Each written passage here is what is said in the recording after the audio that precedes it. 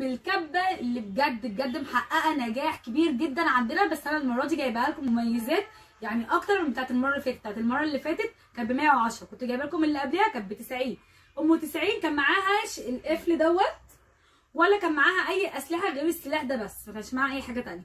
ام 110 كانت معاها السلاح دوت، وكان معاها القفل دوت، وكمان كان معاها عجانه زي دي. طب دي بقى المره دي جايبه لنا مميزات ثانيه فيها ايه؟ اولا دي اكبر، بتاعت المره اللي فاتت كانت لتر ونص، دي 2 لتر مش لتر ونص. مش بس كده، طبعا معاها القفل بتاعها زي ما انا قلت لكم، ومعاها تعالوا بقى نشوفوا حالتها. بسم الله الرحمن الرحيم. اول حاجه طبعا انتوا عارفين الاسلحه بتاعتها خطيره وحاميه جدا.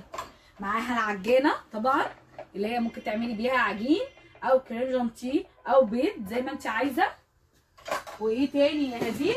ومعاها ديت بصوا تحط كده، دي بتستعمليها في ايه؟ لو انت عايزه تفصلي البياض عن الصفار بتحطيها هنا، يعني البياض بينزل تحت والصفار بيبقى فوق كده عندك لو انت عايزه تعملي كده.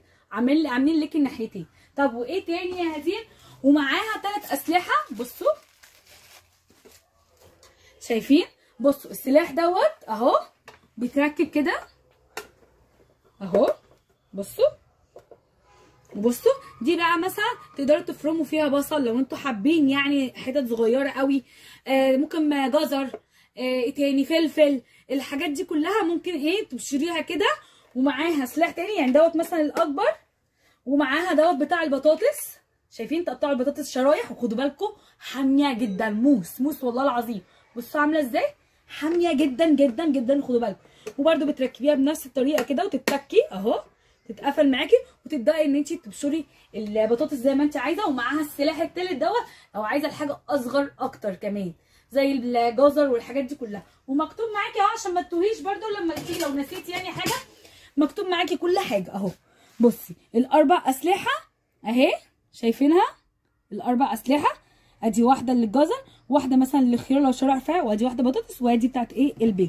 وطبعا بقيه الاسلحه احنا عارفينها اهي، يعني كل حاجه معاها، كل حاجه موجوده فيها.